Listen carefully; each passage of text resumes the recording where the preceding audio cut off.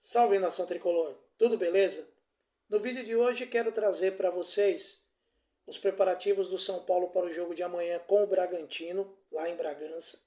Quero falar também sobre quem será, quem poderá ser, né, o nosso fornecedor de material esportivo. Quero falar também, quero trazer algum entendimento sobre quem é esse fundo de investimento aí, esse tal de Mubdala, né, que causou toda essa movimentação essa semana sobre essa liga aí que estão querendo formar e que nunca sai do papel. Mas antes, deixa eu me apresentar. Meu nome é Carlos Nogueira e esse é o canal Chama Tricolor. Você tá aí? Dá o seu like. Se de repente você não gostar do vídeo, no final você tira. Se inscreva no canal, ative o sininho, nos ajude a crescer o canal, a fortalecer, tá bom? Seu like, sua inscrição é muito importante pra gente. Com a sua inscrição você não perde mais nenhum vídeo, tá bom? E sem mais delongas, vamos ao vídeo.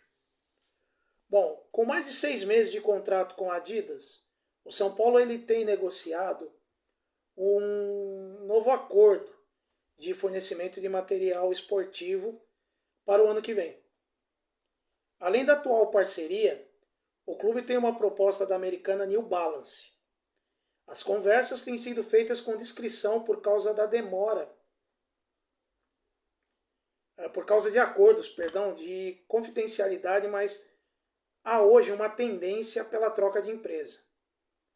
A relação com a Adidas, né, a gente sabe que está uma... Dirigentes tricolores evitam criticar a Adidas, mas a relação já teve desgastes recentes.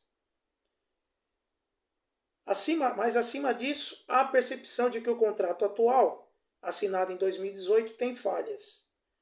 O São Paulo busca, no próximo acordo, exclusividade e maior atenção de sua futura parceira.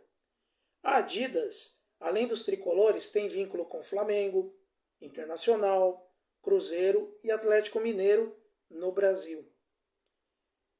No modelo atual, em que geralmente há pagamentos fixos, não há pagamentos fixos, mas sim variáveis, a partir dos royalties das vendas ao consumidor, o São Paulo entende que ter uma empresa com um único cliente é do tipo tende a gerar mais receitas.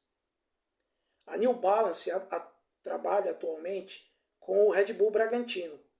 Além de não ser considerada uma equipe que divide a mesma atenção com São Paulo, o contrato com o time do interior termina no meio do ano, o que pode facilitar as coisas.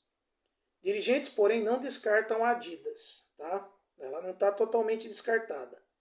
A marca alemã tem por contrato a preferência para ampliar o vínculo, desde que ao menos iguale a proposta feita por um concorrente. Apesar de o atual contrato terminar só no fim da temporada, há pressa para a definição, já que é preciso, né, tempo para preparar e abastecer o mercado com as novas peças. O São Paulo quer vender muita coisa, quer ser sócio nessa venda, quer gerar produtos diferenciados, como era na época da Rebook. Você tem que ter o lado operacional funcionando, se é que vocês me entendem. Tem que ter o controle da coisa. A Adidas, pelo fato de patrocinar outros clubes e não dar atenção ao São Paulo, deixa muito a desejar. Deixa aí nos comentários o que vocês acham dessa possibilidade de ser a New Balance. Tá certo? Bom, e um outro assunto que movimentou aí esses dias aí o São Paulo foi a história do fundo de investimento lá da tal da Mubdala, fundo de investimento, fundo Mubdala. Os 8 clubes da Série A que compõem a Libra assinaram na sexta-feira um contrato de exclusividade com o fundo Mubdala Capital. Esse fundo ele fica nos Emirados Árabes Unidos para a negociação de venda dos direitos de transmissão do Campeonato Brasileiro a partir de 2025. A assinatura do documento de exclusividade não representa a venda imediata dos direitos, mas sim um compromisso dos clubes de que apenas acessarão o mercado em bloco e via Libra. A expectativa é de que as tratativas pelos direitos de TV avancem a partir de agora com esse entendimento. Na semana passada, os 7 clubes da Série B que fazem parte da Libra já haviam assinado o acordo e receberam 3 milhões de reais de adiantamento. Há a expectativa de que o Atlético Mineiro também se junte ao grupo. Os integrantes da Série A são Flamengo, Corinthians, Palmeiras, São Paulo, Grêmio, Santos, Bahia e Red Bull Bragantino. Enquanto os da Série B é Vitória, Ponte Preta, Guarani, Ituano, Mirassol, Novo Horizontino e Sampaio Corrêa.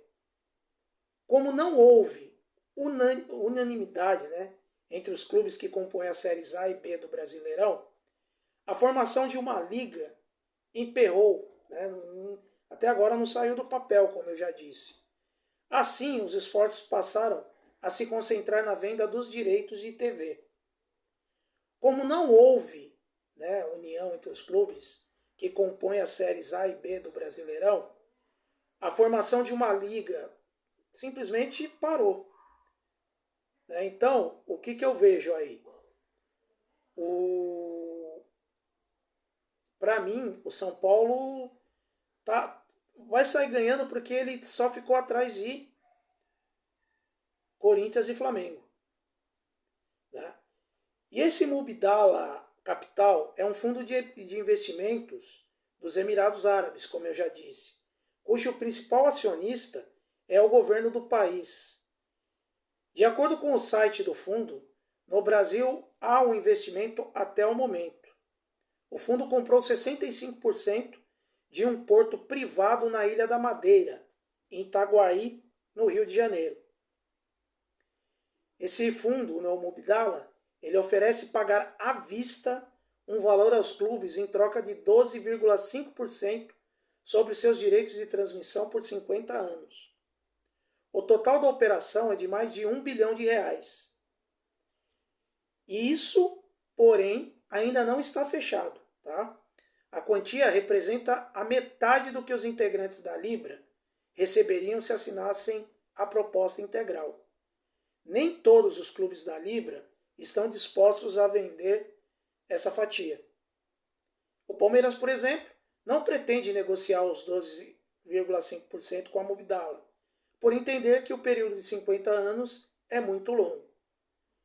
Aí eu vou passar para vocês quanto cada clube receberia de antecipação. Para vocês verem. Eu vou falar só os 5 primeiros, tá? Para não ficar muito extenso. Flamengo, 150 milhões. O Corinthians, 148 milhões. O Palmeiras e o São Paulo, 128,5 milhões. E o Grêmio, 99,5 milhões. É uma grana para se pensar, para entrar assim numa vez. Porém, tem que se pensar muito porque depois não tem como romper contrato. Você vai vender a sua alma ao diabo. Simples assim. Deixem aí nos comentários aí o que vocês acham. Vocês entenderam o que é? Se vocês não entenderam, pode deixar as perguntas aí, tá bom? Que eu tenho o maior prazer de explicar. Bom, e falando do time, o São Paulo terá pela frente o Bragantino, como eu disse, num jogo válido pela 14ª rodada do Campeonato Brasileiro. O Bragantino costuma ser uma pedra no sapato. Se pegarmos os últimos 6 jogos entre São Paulo e Bragantino, o tricolor venceu apenas um. Disputado em 2022, foi aquela goleada por 3-0 no Morumbi. Quem marcou naquela ocasião foi Nestor, Caleri e o Igor Vinícius. Por outro lado, jogando fora de casa, os números são piores, tá?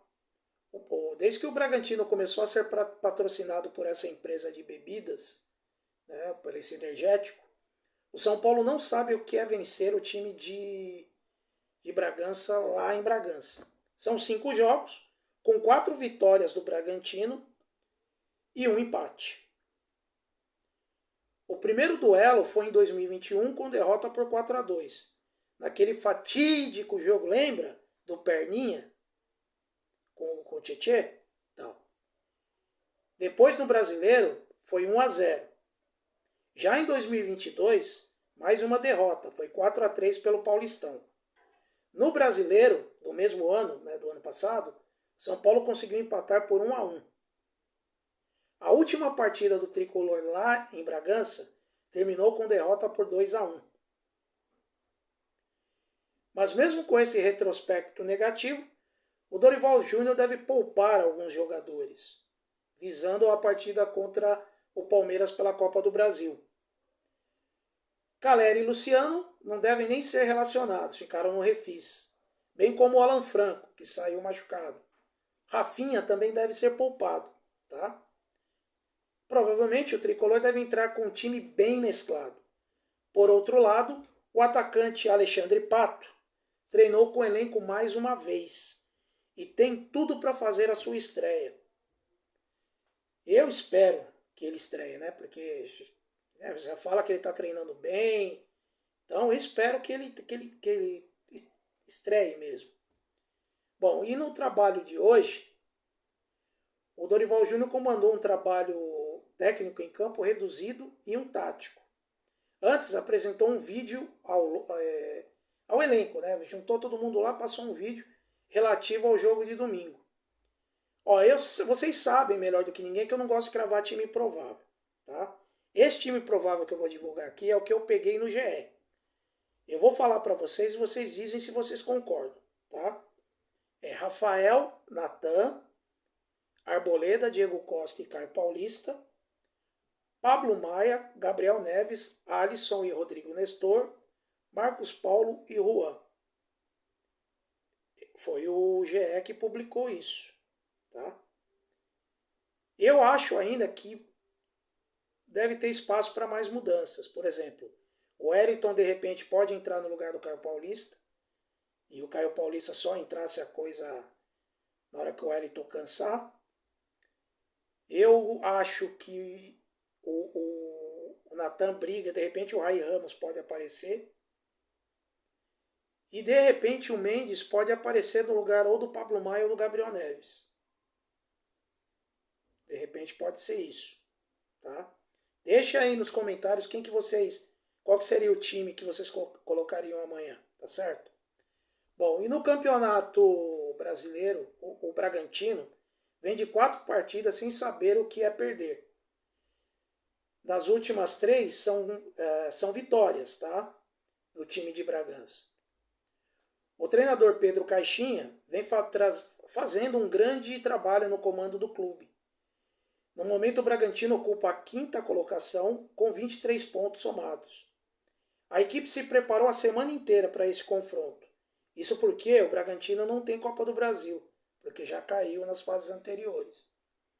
Dessa forma, apenas fez os treinos em busca do melhor time para colocar dentro de campo para iniciar a partida. Uma novidade no time de Bragança pode ser o retorno de... Eles têm o Natan também, né? Só que esse é do meio campo. O jogador estava lesionado há mais de um mês e agora está livre para voltar a atuar. Basta somente saber se Caixinha irá relacionar o jogador para o duelo. O treinador não poderá contar com Mosqueira, Elinho, Léo Ortiz, Lucão, Léo Realpe, Lucas Cunha, Raul, Thalisson e Nacho La Quintana. Todos no departamento médico se recuperando de lesões. Bom, eu espero um jogo difícil lá em Bragança. Espero de verdade. Porque o Bragantino ultimamente tem sido um osso duro de roer, principalmente lá. Tá? E o São Paulo jogando com um time alternativo, a gente sempre sabe que complica as coisas. Né? Então, torço por uma vitória, mas não vai ser fácil. A arbitragem fica por conta de Rafael Klaus, auxiliado por Daniel Paulo Zioli e Gustavo Rodrigues de Oliveira.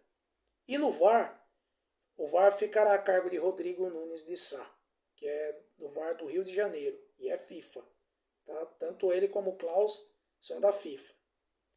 Gente, eu espero muito que o São Paulo pelo menos traga um empate de lá.